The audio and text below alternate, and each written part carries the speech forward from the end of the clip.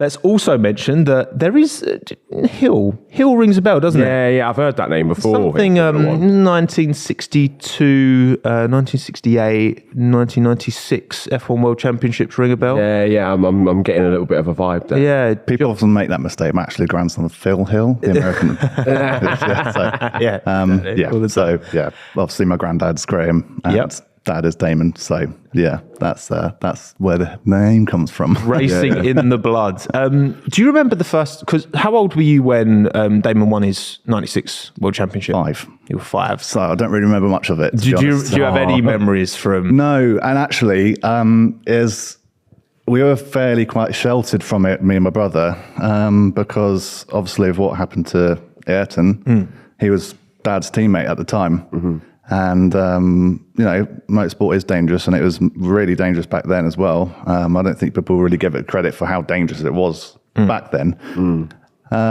So once that happened, there was a kind of rule in my house where, the F1 wasn't shown on the telly until my dad was kind of done racing, essentially, because the last thing my mum or my parents wanted to happen was me and my brother sitting down in front of the telly going, "There's Dad," and then something awful happens. So that was like kind of my memory of it was only really kind of going to the occasional races. So I remember going to Monaco when I was very, very little, looking through a gap in the barrier and seeing a kind of blur go past, and then that was about it because I wasn't tall enough to go over the barrier. Go over the barrier yet, so much taller now. So that's kind of really my memory of it. That's all. That's super interesting. Like, again, it's the human, the real life kind of side that is behind it. Because obviously, there was that weekend where, it wasn't just Senna, Ratzenberger as well.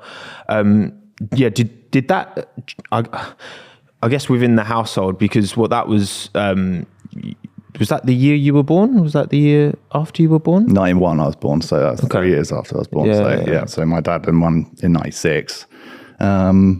But did that? Do you think that kind of changed that kind of family approach to motorsport? Because I mean, motorsports had always been dangerous, particularly it's only gotten safer since. So at every point before that, the 70s was more dangerous than the 80s, and the 60s were more dangerous than the 70s. Exactly. So it must have been aware of it the whole time. Of course, and I think my dad was even more aware of it than anyone else would have been as well, because he used to watch his dad going away racing, and it was so bad that he used to expect someone to die on the weekend. They expected one person not to come back. But it's I don't want to make a downer on this episode. No, it's true. It's true. Yeah.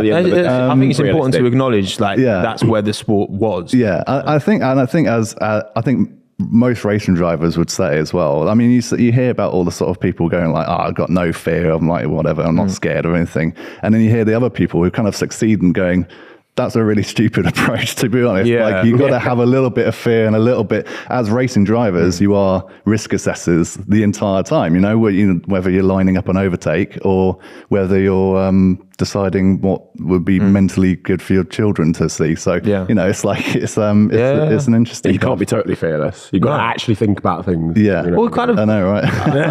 Obviously, I know it's dramatized, but I guess it's put in from real life, right? Rush, the movie. I know they touch on that a little bit with, when Nicky wants to kind of cancel the race because of the rain at the Nürburgring, and some drivers are much more kind of, like you say, I think... You got to remember he burst into flames once, so you got to... Well, that's what I mean. And someone like Jackie Stewart, who's like always been a proponent of like safety. I guess over the years, some drivers have been more like one way inclined or the other, but I think it's always been the case. Like, we see that more now because we see all these drivers' characters and personalities, that they are so different. Yeah. And I imagine if you took this generation of drivers and put them in cars in the 60s, they'd all have their own, like Vettel would take a certain kind of approach, he probably Max would be very different. Exactly. 100%. Exactly. Yeah. So do you remember the first race that you went to? So were you able to go to a race when your dad was competing? Yeah. So like I said, I went to Monaco when I was very young. Do you remember what year that was? I mean, that would have been maybe he was. I think he was still at Williams because I remember the Williams hospitality. I mean, back then it was literally a truck or a bus with the awning coming out. Yeah, I bet that's changed. It's really changed since then. When the first time I saw the McLaren kind of, their old one, the Death Star. As I used to call it. It was just ridiculous. It's like a 3-story kind of like skyscraper in the paddock. It's mad. But I remember going to races. I remember going to Barcelona as well when he was at Jordan. So that was when he was a bit more kind of relaxed and he kind of, I think he knew he was retiring at that point as well. So he was quite happy to sort of bring me along to stuff like that. I meet loads of people in the paddock who know me from when I was 2-3 years old. I literally at the last round I worked with my dad's old just by chance, Annie Bradshaw, who used to do my dad's kind of PR when he was at Williams. So the person in the press pit holding the kind of recorder next to the mouth, that she used to do that. And she's got a picture of her holding me on a quad bike when I'm like 2-3 years old. And she's telling me stories. Yeah.